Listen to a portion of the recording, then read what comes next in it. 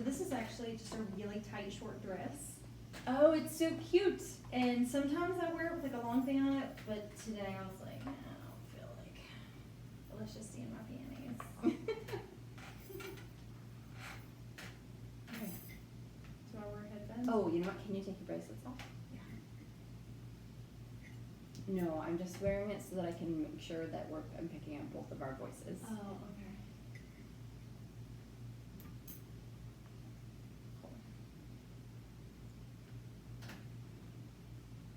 Okay, how are you doing? I'm good. Good. You want to take a big breath?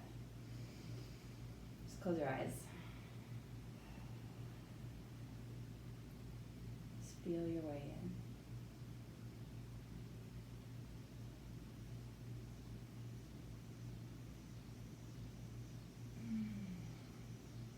All right, ready? Mm-hmm. Mae Novak. Hi, I'm so excited to have you on the podcast today. Thank you. Me too. I'm extremely excited to be here. Yeah, can Awesome. you tell the listeners who you are and what keeps you busy? Oh my gosh. Wow. Well, my name is Mae Novak, and Mae is short for Megan. So most of my life, people have called me Megan, but it's spelled Irish Gaelic, so it's spelled different. It's Maegen. Mm-hmm. And I think after, 36 years of it being mispronounced and misspelled, I decided to just shorten it to May. And my family, like my siblings, call me May, or my parents, or whatever. But over the past couple years, it's just felt really organic to just shorten it to Mae Novak. And Novak is my married last name. So it's kind of just like this fresh identity that has really coincided with my own personal transformation. The person that I am today is such a more authentic, true version of myself. Mm-hmm. And so a little name tweak felt appropriate. I getcha. And it's funny, I recently had an experience last week on vacation where somebody floated up to me in the ocean and was like, who are you? Got No way. really close and That happened? eyes, and it was like trying to answer that question. I'm like, I ask people who they are all the time, and Wait, someone floated up to you in the ocean and said, who are you? it was someone that was a part of the it's someone that was a part of the same friend group, mutual friends. It wasn't But just we didn't actually random. really know each other, and so it was really interesting because I was like, wow, that can be when somebody asks you that question and really truly wants to know the answer, like the who are you, it can be a difficult question to answer. Well, I've spent a lot of time thinking about that, because when somebody's like, who are you? The initial reaction of the whole well, this is my name, and this is what I do, and this is where I fit in my family, and blah, blah, blah, blah, blah, blah, blah. It's like, but that's not you. That's not who you are. The best answer to that question, this is going to sound just so wah wah, but it's just the truth, is I am, period. Which leads us a little bit to what you do. Yeah, that's true. Yeah, that's very true. So can you tell the listeners what it is you do, what keeps you busy Yes. in your day-to-day work life? Yes. So I developed a lifestyle company called Yay Brand, Y-A-Y exclamation mark brand. And I called it Yay Brand because when I was thinking of the name, a really good friend of mine sent me a thank you card that just said Yay on the front, and I loved it, and I love her. But then I also thought, what is the verbalized communication form of the feeling of just pure joy? Yay! Yay! Yes, yay! So I wanted to name it Yay Brand.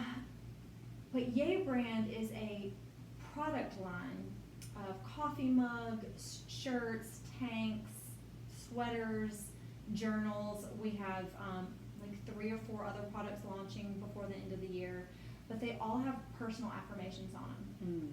And the personal affirmations are statements of intention. I am enough. I already have everything I need to be extremely successful. I I know exactly what I'm supposed to do. One of my favorites is I forgive myself. And the reason that affirmations are so important is because it's coming from you. So it's easy for me to sit here and say, Alicia, you are enough. You are enough, right? It's easy to tell someone you are enough, especially someone you care about. Right. It's much more difficult to say I am enough and mean it. And when you can say I am enough and it feels authentic through your entire body, then you know that you are there. Yeah. And how did you decide that you were going to do a brand around affirmations? Like, what led you to that particular journey? And, you know, I have a little bit of a knowing of that story because we've talked about it, but I think it's a great story, and I would love for you to share at whatever part of that journey you Okay. are comfortable sharing. Yeah, absolutely. So it is a evolution. I mean, that thinking I'm gonna sell coffee mugs with affirmations on them was never anything in my mind. You know, I mean, I grew up here in Jamestown, close to Greensboro. You know, in a family that was very much like go to school, get good grades, go to college, major in something you can make a good living at and that you enjoy, and then do that Right. for the rest of your life. Yes. Which is how it used to be. Like, it's not that that's not a good plan. Right. That just doesn't really work anymore. You know, I mean, it just doesn't really work anymore. But anyway, I never felt comfortable in my own skin, never really connected with a vocation that felt authentic or Right, like, oh, right. I want to do that when I grow up. I was really, really good at being social and throwing parties and, you know, very skilled at skipping school and not getting caught. Like, I was really good. I worked hard at it. I was good at it. But anyway, so by the end of high school, when everyone else had their plans for where they were going to go to school, I was just like that was not happening for me. It was basically like, which community college was I going to go to? Right. So I ended up moving down to Wilmington and went to Cape Fear Community College and knew, okay, I got to pull it together. Because if I don't do good here to transfer into a university, like, I might as well just quit now. So I did really well and transferred into a university, but I still just felt, I mean, I was on the campus of UNC Wilmington, and I vividly remember looking around at people and thinking, I do not belong here. These people. Why? What was it about that experience that you felt like, I don't belong here? For as long as I can remember, I'm talking like 5 years old, 4 or 5 years old, I have just felt like I wanted to implode into a nothingness and hide. So, and there's no reason. I had a great family. I was not abused in any way as a kid or deprived of anything. I mean, I was the middle child. I mean, I don't know. I don't have a reason. Right.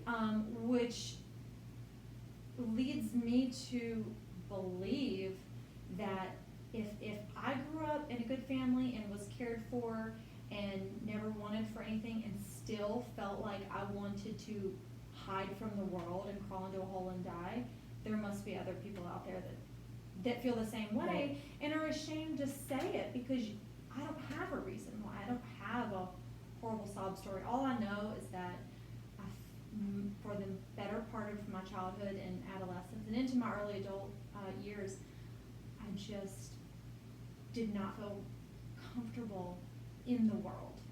Just really felt like if people found out how awful I really was, they wouldn't like me. I had plenty of friends, but I always had this feeling of like being not as smart as other people, being less talented, just less than. Constantly less than. And I honestly feel like that is something that a lot of people can relate to. Yeah. Unfortunately, I think a lot of us can relate to that feeling. Yes. Is that what led you to psychology? So, partly social work, but close. So I hopped around from exercise science to, you know, just all sorts of things trying to figure out my major. And then I quit going to school because I was tired of like wasting my parents' money when I didn't know what I was going to do, and worked for a while out in the real world.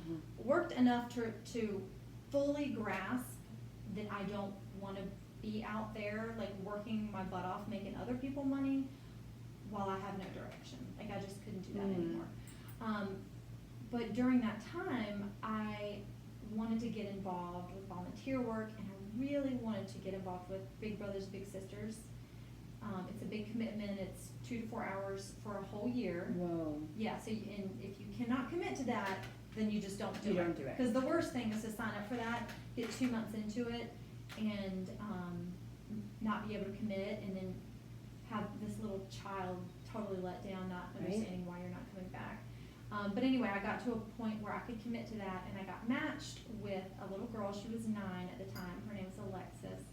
And being a part of Big Brothers Big Sisters was such an amazing experience that is what led me to want to get into social work. And then I applied to get my master's in social work. And actually, Alexis and I, we're like family now. I mean, we've been together, matched for 10 or 11 years. Wow. And how old is she now? She's almost 21. Wow.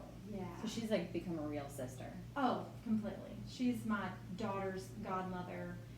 We are family. We're Wow. family. I know. But so that really led me to get into social work. And then when I was in social work, I was working at different nonprofits, in school interning, a lot of development offices, and like larger scale community social work. And I really, really enjoyed it, but there was something that just felt like I was on the right highway, but I wasn't in the right lane. You know? Okay, yeah. And while everybody else in my cohort at Chapel Hill knew they were going to do child welfare, or knew they were going to do school social work, or knew that they were going to do substance abuse counseling, I still just didn't know. And then my last year at school, I started making these affirmation mugs and pillowcases. So the pillowcase I had made was, it said, I am already the person I was meant to become. So it was the last thing I saw at night, the first thing I saw in the morning. And then over time, I had friends saying, oh, I like that, you know, where did you get that, or how can I have one of those? And I started to build the confidence a little more, and thinking, maybe I'll like make a business out of this. Yeah. And then it was such a calling, it was such a pull, that it was just like, well, I have to do this or else I'm just going to be miserable. And it's the first thing I've ever done in my life that I felt comfortable in my own skin and knowing that I'm on the right path. Wow. And that's so interesting to me. I mean, if you go to your website, everything seems flawless. Like it seems like perfect. And it just seems to me, as an outsider looking in, as someone that's found what they really want to do, because you look at it and you're like, there's nothing you can pick apart, right? Like there's nothing about it that you're like, I wouldn't want that, because you're like, where and when can I order that? Yeah. It's like, wow, that's great feedback. And anytime I see somebody with one of your journals, I'm like, holy mackerel, I need to get my hands on one of those journals. Like, well, I have a whole new collection coming out in about 4 weeks. Awesome. Yes. What's that gonna say? It's a very like 60s, 70s psychedelic vibe. Mm-hmm. I think I'm just feeling it with all the music festivals this summer. But there's gonna be, one says it's my turn, because especially as a woman, like it's our turn. It's our turn. It's my turn. It's been everybody else's turn for a really long time, but you know what? Like it's my turn. It's our turn. How else does that show up in your life right now? Oh, it's my turn? Oh gosh, like basically with everything. You know, as women, and I'll speak for myself, but I'm sure that there's other people that can relate to this. We've been taught to be nice. What does that mean? What does nice good girl. mean? Good girl. Oh my God, I can't. Like, it makes me want to dry heave. Be nice. Be a good girl. Don't be this. Don't be that. Be a lady in the living room and a you know what Vixen in the in the bed, bedroom. yeah. Look this way, don't look that way. Like I can't anymore. Like I physically cannot give that much of a shit. Like my new saying is oh well. Like hashtag oh well. I'm gonna be me. I'm gonna wear a crazy rock star outfit to the Whole Foods or the Harris Teeter on a Tuesday. Oh well. I know, I love it. I like it, you know. Or I'm gonna just be the truest expression of me, and if people don't like, I don't even put enough thought into, oh, if people don't like this, so what? I don't even care. I'm so sick of being scared to be who I am because it might be too much for people, or I need to be nice, or I need to make people feel comfortable. I've spent my whole life being overly nice to people because I wanted them to like me. The people pleasing. Not doing it anymore. Like I can't. How does that show up for you in life? And what do you want other people to know that you've learned? Well, one of the ways that has shown up in my life was the moment that I realized I was not as nice as I thought I was. And it was such a freeing moment to be like, my motivations aren't always that genuine, and I'm kind of a bitch. Yes, like that is awesome. I've never even allowed myself to even be okay with not being a nice Southern people pleaser. Like that was the pinnacle of being born and raised in the South, and also being a middle child. I mean, that whole like bridging the gap and everybody being copacetic. So when I really realized after doing a lot of self-work that I'm not as nice as I thought I was, and that is okay, that ended up showing up in my life in ways, not that I would be mean to people, because that's just not who I am, but being more honest with myself. And that has really led to just a lot of freedom. Just being honest with myself. I never had a problem like being honest to other people, really. Yeah. It's more like being honest with myself and thinking that my self-esteem was great when in reality I was treating myself like crap and ingesting things I shouldn't have been ingesting, binging foods for emotional comfort. You know, like I used to smoke cigarettes and drink and just stuff that you don't do when you respect yourself and you're being honest with yourself. So that's how it's shown up for me. Just being myself and being honest with myself. And how do you? I'm curious how you pick the affirmations that go on the products. Oh gosh, so that's really easy for me because I just feel into the feeling of what I want to communicate, and it just falls out of my mouth, like in 5 seconds. Like it just, like the new collection of journals I have coming out, it's my turn. My daughter, she's 3 and a half, her name's Reynolds, she is just a little spitfire. When she started talking, she would say, "It's me turn, mommy, it's me turn, it's me turn." And then she got a little better at speaking and would say, "It's my turn, it's my turn." And I was always like, God, she is just so bossy. And then there was this moment where I was like, she is living her best life, and it is her turn, and she gets her way because she just is like, it's my turn. Like, back up, it's my turn. And it impacted me, not in the word selfish also, like, has gotten such a bad connotation. I think being it's important selfish. to be selfish sometimes. Yes, like there's nothing wrong with that. So, you know, it's my turn. I got from her. Another one says, I give myself permission to blank. Because I think permission is such a big deal.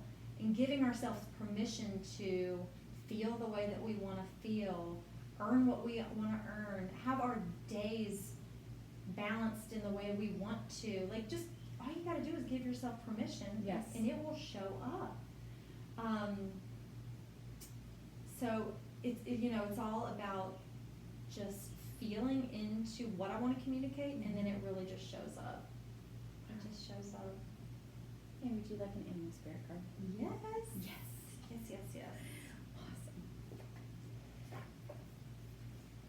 see what just shows up. I know, we're going to see what just shows up right now in this moment.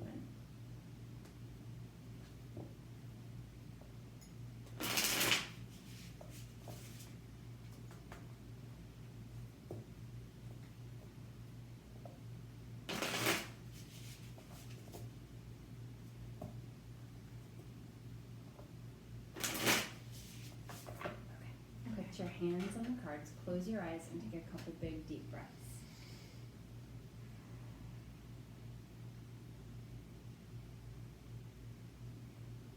And then whenever you're ready, you'll open your eyes, and then with your left hand, cut the deck into 3 files.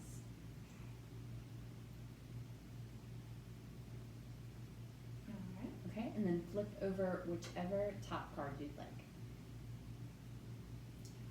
Ooh, the cosmic egg.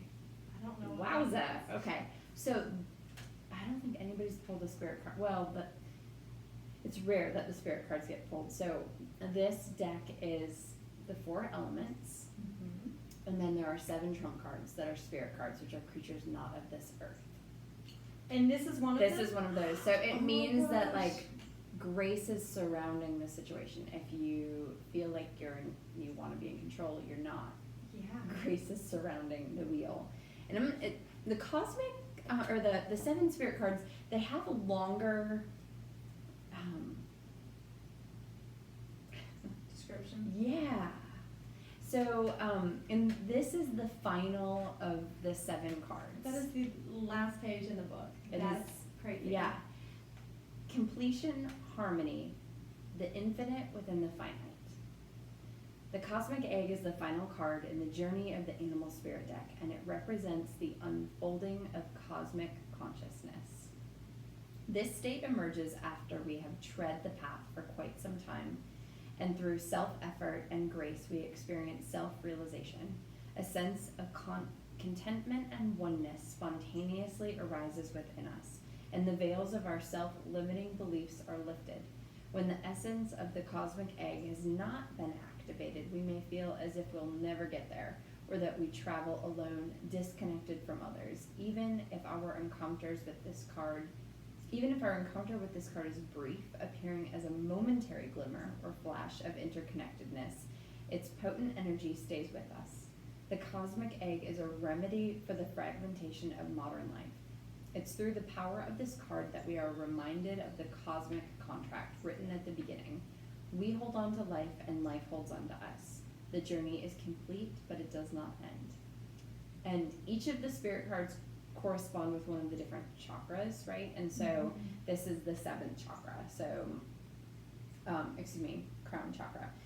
The subtle essence of the cosmic egg resides at the crown chakra at the top of the head, called Sahasrara. One of the aims of yoga and meditation practice is to channel energy from the base of the spine upward towards Sahasrara. Each of the 6 lower chakras play an important role along this journey, and once the final epicenter of consciousness is activated, is said to radiate like the light of a million suns. Oh my gosh. That is like,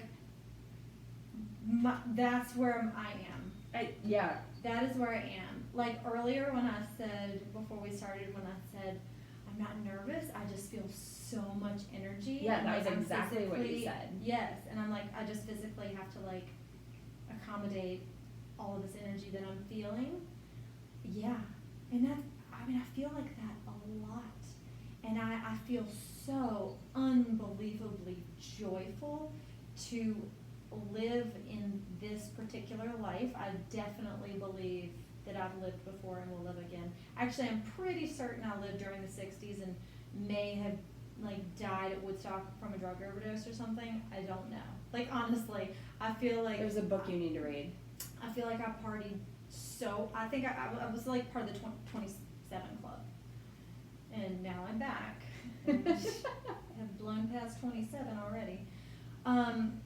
But I feel so lucky to have experienced such a shift in consciousness during this lifetime that I feel like I have spent the past 5 lifetimes doing the emotional work that I've needed to do to get to the point where I walked through that that door.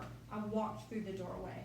It's like I've been like trekking up Mount Everest for my lifetimes, and then I feel like this lifetime is the one where I've gotten to the top and like gotten to walk through that door and see what's on the other side.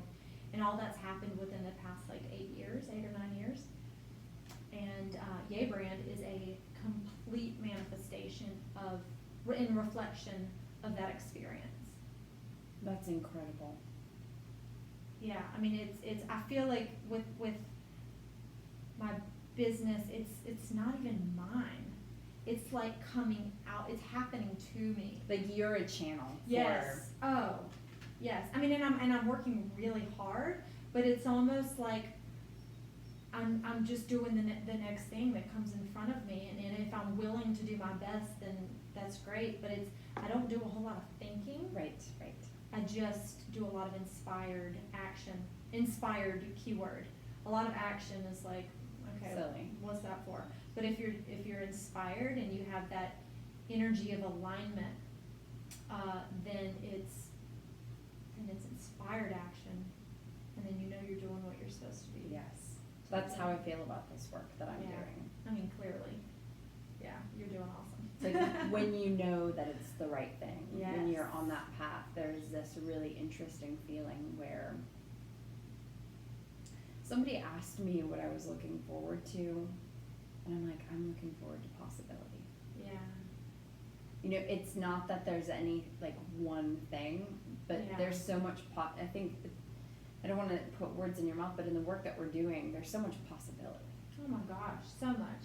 And I will have to say though, people like me that were all like, oh, I'm doing exactly what I'm supposed to be doing, used to get on my nerves. Because I would have done anything to feel that way, to have known what the heck I was supposed to be doing. I would have done anything. I tried everything. I tried this, I tried that, I worked here, I worked there. I mean, everything I knew to do. And now I look back and it was all because I had to go through these really difficult personal challenges to overcome them and be willing to learn from them, so I could be who I am to the degree to which I can pass that on to other people. Because the more we are true to who we are, there's people watching. There's people watching you. There's people watching me. There's people watching saying, okay, you say all this, but are you living that way? Right. Are you walking the walk? Are you walking that walk? And to walk that walk, having gone through what I've gone through, it's like I don't have a choice. Right. But yeah, people like me used to get on my nerves pretty bad. But oh well. It works so perfectly. Oh well, it does. It does. So, Mae, what's a project right now that you're really excited to be working on? Oh my gosh, so many awesome projects. So, I'll give you two. Okay. So one of them is I'm working on, and I'm almost done with a speech, a presentation that I'm going to be giving, and it has to do with mirror work. Mirror work is actually something that I have done for probably about 15 years, but didn't know it was a thing until real recently. But it's looking into your eyeballs, not around your face, but into your pupils in a mirror for a certain amount of time, and just observing and being curious about what comes up. And there have been 3 critical moments in my life where I've done this and then immediately known what the next right thing to do was. And one of those times saved my life, like literally saved my life. So I'm working on a presentation that I'm going to be giving to people, and everybody's going to have their own mirror, and there's going to be an exercise on that. So I'm super excited about that. That's going to start next month. Very excited. Where is the first place you're giving your presentation? HQ Greensboro. Oh, awesome. Oh my gosh. I'm so excited. It's going to be great. Well, you know, all of the things in my life that I would rather not anyone ever know, I'm going to be sharing. All of them. I'm working with a speechwriter, and we would write about it, and then I would go back and be like, I don't know if I need to share all those details. You know, my granny might hear this, or I don't. And then I think about it, and I think, you know what, Megan, if you do not have the vulnerability and bravery to be honest about your journey, then what the hell are you doing asking other people to do the same thing? Yeah. Like, that's, again, people are looking at Yeah. me. Are you going to be honest? Are you walking your walk?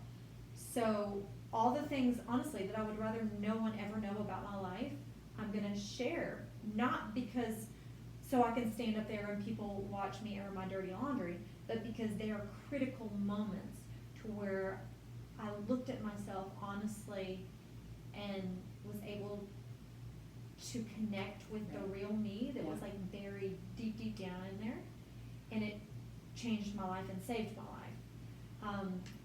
So I'm really looking forward to that. And then another project that I'm super excited about is I've been wanting to get into candles for like a year. So I'm working with a beautiful candle company from Tofino, Canada. Mm-hmm. And Tofino, Canada is like above Vancouver. It's a small little, like, think Cape Cod, little beach town. And there's a woman there that makes these amazing, sustainable, pure, organic candles. But they're going to have crystals in them. Oh, neat. So they're gonna be candles with affirmations printed on the candle, with custom scents, with crystals in the candle, and one of the crystals is going to be raw emeralds. Wow. I know. Emeralds are my favorite. There's going to be emeralds in. How did you choose my emeralds? candle. Because I was able to connect with a lady that owns a gem mine. Actually, she's a relative of the person that's doing the candles, but she owns her own gem mine, and she has. It was just by fluke that I was able to come across someone who had affordable raw cut emeralds. That I was gonna do jade, but why do jade when you can do emeralds? Right. So I'm coming out with a collection of candles that have emeralds in them. I mean, what in the world? See, That's it's the so stuff like cool. that. Like, I was just trying to do affirmations on coffee mugs, and here I am a year and a half later with affirmation candles with emeralds in them. I can't, like, I didn't do that. That literally fell in my lap and showed up. And you're like, I have to move forward I'm with like, this. Okay, let's start this process. So those two projects I'm super excited about. I've got a couple other releases this fall, but just have to check out my website, take a look at Is it. there something on your journey in your business with Yay Brand or in your greater journey that, I've been working with a lot of clients recently who fear of failure and potentially fear of success hold them back. And I'm wondering if you can give an example of a time that you had maybe a fear of failure or a fear of success or experienced failure or self-sabotage and what that led you to and how you were able to move past it. Oh my gosh, I love that question. So fear of failure wasn't really my jam. I was used to that, okay? Like, you're talking to a person who made such solid C's in high school and missed like 42 days of my senior year, and Oh my. and no one noticed. No one noticed, okay? That's interesting. So being like, the no one noticing part, me too. So failure wasn't real, I was used to that. Fear of success is what I was terrified of. Why? Because if I was successful in what I was doing, that meant that I wasn't the piece of shit that I've been telling myself I am this my whole life, and that makes me wrong. And how do I cope with being wrong for the past 15, 20 years? How do I cope with all of that wasted time? Like, for a long time it was like, I would rather just fail because I'm comfortable there. Being successful means that I'm wrong, and I don't want to be wrong. So once I went through the journey of letting my ego go and being wrong. How did you do that? How did you let your ego go? Okay, so one of the ways was just start reading books. Like Eckhart Tolle, Brene Brown, Bryan Singer, just The reading Surrender as Project, and, yeah. just Untethered Soul, just Yeah. reading as much as I could, meditating daily. There have been years where I've meditated every day. But my major shift in letting my ego go was when I had finally whittled down. I had gotten rid of the drinking too much because like I physically just couldn't handle it anymore. And I got rid of like cigarettes and mind altering substances and that lifestyle. Then the last piece left was food for me.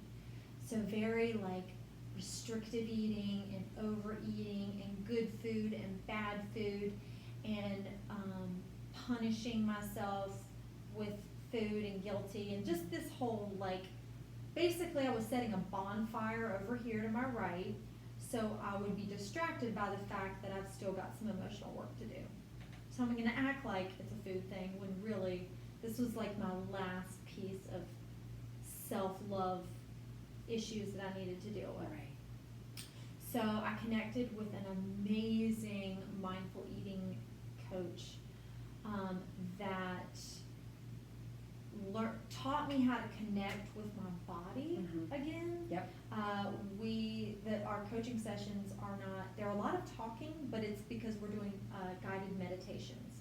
And so she will have me like do a body scan and feel into my body and what messages might be popping up or where I might be feeling aches or pains or feeling great and what does that say. And I know all this sounds crazy, but I spent years and years and years and years and years and years struggling with my relationship with food, never thinking, like at best I was hoping it would just be manageable. I never in my wildest dreams thought that what the problem was is that I didn't love who I am, and once I learned to really love who I am, it dissolved, like went away, like drove to the next town. It doesn't, it's not a part of my life anymore. I spent years bringing my own grilled chicken and broccoli to Thanksgiving dinner and not eating what other people are eating. And actually I recently found out that that had a pretty big impact on some people that were really close to me that I had no idea. But I would eat certain things in front of people, and then when everyone left, I would be like spoonful of stuffing and mashed potatoes, Thanksgiving leftovers, but everyone had to leave. Like I didn't want anyone to see me eating anything else. Yes. And this was like my life for a long time. But once I had my daughter and we were at a pizza restaurant and my daughter and my husband were eating pizza and I was eating a grilled chicken salad, which I don't even eat meat or cheese anymore, but this is when I was eating meat and cheese. And it struck me that if I kept on, because I wanted pizza, right, but I would not allow myself to eat it. Right. That if I kept on and I raised my daughter seeing mommy eating something different than what she was eating, then that must mean that's bad food. She shouldn't eat that. I'm just not willing to pass down the food crap anymore. Like Right. I'm not going to do it. Yeah. I'm not going to do it. So I appreciate that so much about you. yeah, like I'm not willing to mess my kid up like that because of my untended to emotional garden. Like I'm just not willing to do that. So I got with my coach and for about a year, well I still work with her, it's been 2.5 years, but for about a year, I mean, every time we talked, I would be like boo-hooing crying. And it would be a series of like visualizing myself at 19 years old and holding myself and listening to what I had to say and all of these meditations and connecting with like my gut, like who is down The inner in being. Yeah. Yes. Like not even my heart, like inside of the depths of my gut and listening to that voice, which I thought didn't exist, you know. So once I did that, that is when that healing really took place. And now I treat myself in ways that are, I eat healthy, not to eat clean and healthy. I eat healthy because I love myself and I want my body Right. to be nourished.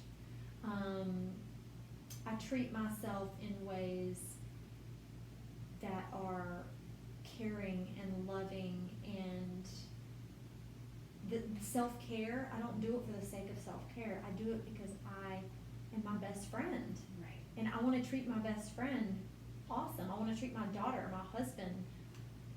There's a song coming to mind right now. What? It's Lizzo, I'm My Own Soulmate. So that's so crazy. I don't know that song, but just last week my sister texted me and was like, have you heard of Lizzo? And I Yeah. was like, no. You're gonna have to listen to it. Okay, I will. It's phenomenal. I will. Yeah. Get on the Lizzo bandwagon. I That's will. for everyone listening. Yes. Lizzo is a bundle of joy and fun. A bundle of joy. I will. So, Mae, if you could go back and sit your high school self down, or college self, and give her just like one nugget of advice, what would you tell her? Be you and tell the truth. Tell the truth. Be you and tell the truth. Because if we lie to ourselves, then there's no way we can live authentically. There is no way all of those dreams that you have are going to come true. There's no way you're going to attract a partner who is respectful and loving and caring. Because if you're lying to yourself, then you're just emitting that vibration, Right. and you're going to attract other people who are lying to themselves. So be you and just tell the truth. This feels really good, to just be honest. And how do you live a life of abundance? Oh gosh, it's just a mindset. So I've noticed that a lot of people seem to think of abundance as like money, and it can be that, but abundance of community, of friends, of clean water, of rest. Abundance to me, like if I feel into it, it feels like room to dance. Like if you've got enough room to dance, that's abundance. Just take that figuratively into any of those other areas. Relationships, money, career, whatever it is. If you have room to dance your ass off, then you're abundant in that area. Mae, thank you so much for being on the podcast today. You're welcome. Thank you so much. That was awesome. Great work. Let me turn off That was so fun. You did a great job. That was 40 minutes.